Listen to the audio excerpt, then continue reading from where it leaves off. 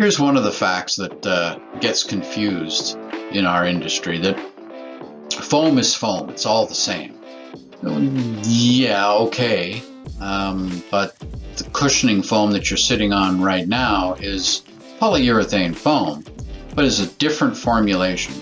It's engineered on the molecular level to be different than the rigid foam, closed cell, that we spray into our homes for insulation. And that is different than the open cell foam that we spray into our homes for insulation.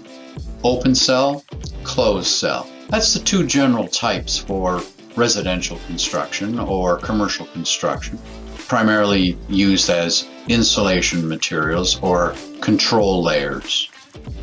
Keep in mind there are over 50 brands of polyurethane foam in North America. 50 brands.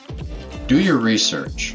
Make sure that your contractor that you've hired is using a material from a reputable manufacturer. These materials are special. They're, as you know, a two-component system, an A side and a B side. They get mixed together. They've also been tested as a system, as a set.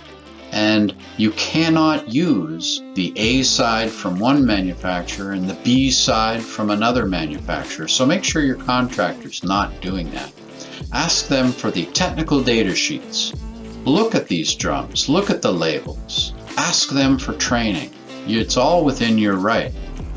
To help you understand a little bit more about spray foam and to help you integrate it into your operation, I've created educational courses on my website at letstalkpur.com, or you can click on the link in the video description.